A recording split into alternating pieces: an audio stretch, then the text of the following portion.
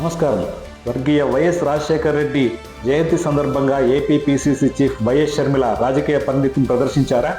ఎన్నికల నాటి నుంచి నేటి వరకు ఏ సందర్భం దొరికినా వైఎస్ జగన్ మీద తీవ్ర స్థాయిలో విమర్శలు గుప్పించే ఆమె ఈ సందర్భంలో మాత్రం చాలా వ్యూహాత్మకంగా వ్యవహరించారు.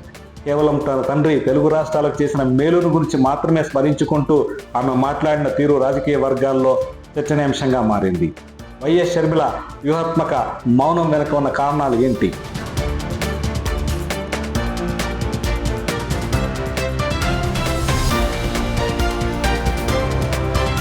దివంగత మహానేత వైఎస్ రాజశేఖర రెడ్డి జయంతి సందర్భంగా పిసిసి చీఫ్ వైఎస్ షర్మిల ఇడుపులపాయలో తన తండ్రికి ఘన నివాళులు అర్పించారు. 2 తెలుగు రాష్ట్రాల ప్రజలే వైఎస్ఆర్ కు పెద్ద కుటుంబమని, ఆయన చేసిన సేవలు చిరస్థాయిగా ఉంటాయని భావోద్వేగంగా గుర్తు చేసుకున్నారు. అయితే ఈ కార్యక్రమంలో షర్మిల వ్యవహరించిన తీరు రాజకీయ వర్గాల్లో సరికొత్త చర్చకు దారి తీసింది. చాలా కాలం తర్వాత మీడియా ముందుకు వచ్చిన ఆమె కేవలం తన తండ్రి గురించిన మాటలే చెప్పి ఎలాంటి రాజకీయ విమర్శలు చేయకుండా వెళ్లిపోయారు. గతంలో ప్రత్యర్థులపై తీవ్ర స్థాయిలో విరుచుకుపడే షర్మిల ఇప్పుడు పూర్తి లో ప్రొఫైల్ మెయింటైన్ చేయటం ఆసక్తిని రేపుతోంది.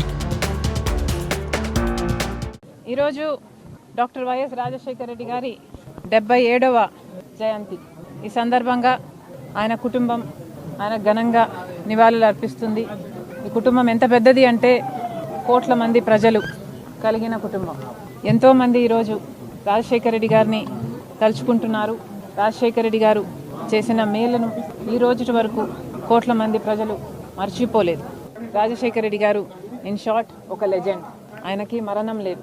మరొకసారి ఈరోజు కోట్ల మంది తెలుగు ప్రజలు ఆయనను స్మరించుకుంటున్నారు. ప్రతి ఒక్కరికి రాజశేఖర రెడ్డి గారి కుటుంబం మనస్ఫూర్తిగా కృతజ్ఞతలు చెప్పుకుంటున్నారు.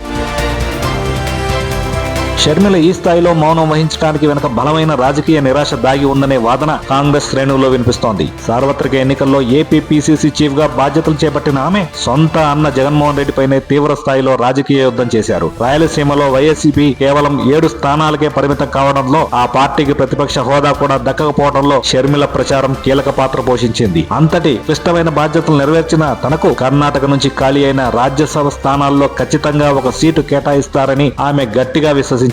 చివరి నిమిషంలో కాంగ్రెస్ అధిష్టానం రాజ్యసభ సీటును నిరాకరించడంతో ఆమె తీవ్ర నైరాశ్యానికి గురయ్యారని విశ్లేషకులు స్పష్టం చేస్తున్నారు.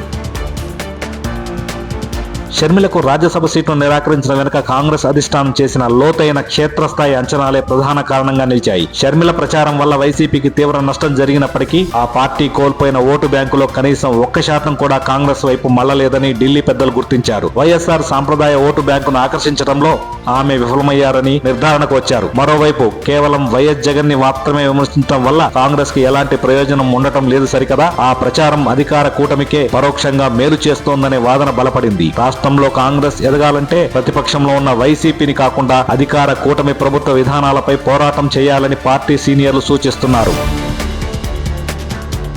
రాష్ట్ర సమీకరణలతో జాతీయ రాజకీయాల్లో చోటు చేసుకుంటున్న పరిణామాలు కూడా వైఎస్ షర్మిల వ్యూహాత్మక మౌనానికి ప్రధానమైన కారణంగా మారుతున్నాయి. కేంద్రంలో బీజేపీని ఎదుర్కోవడానికి ఏర్పడిన ఇండియా కూటమి భవిష్యత్ అవసరాల దృష్ట్యా ఏపీలో జగన్మోహన్ రెడ్డిపై సాఫ్ట్ కార్నర్ తో వ్యవహరిస్తోందన్న వార్తలు వినిపిస్తున్నాయి. జాతీయ స్థాయిలో వైసీపీ మద్దతు అవసరమని భావిస్తున్న కాంగ్రెస్ పెద్దలు జగన్ పై అతిగా విమర్శలు చేయవద్దని సూచించినట్లుగా ప్రచారం సాగుతోంది. దీనికి తోడు 2028 వరకు కాంగ్రెస్ పార్టీకి రాజ్యసభ ఖాళీలు లేకపోవడంతో ఆమె లోక్సభ ఎన్నికల్లోనే పోటీ చేయాల్సిన పరిస్థితి నెలకొంది. ఈ ప్రతికూల పరిస్థితులన్నీ వైఎస్ షర్మిల రాజకీయ నిర్ణయాలను తీవ్రంగా ప్రభావితం చేస్తుండటంతో ప్రస్తుతం వైఎస్ షర్మిల మౌనాన్నే ఆయుధంగా చేసుకున్నట్లు స్పష్టమవుతోంది.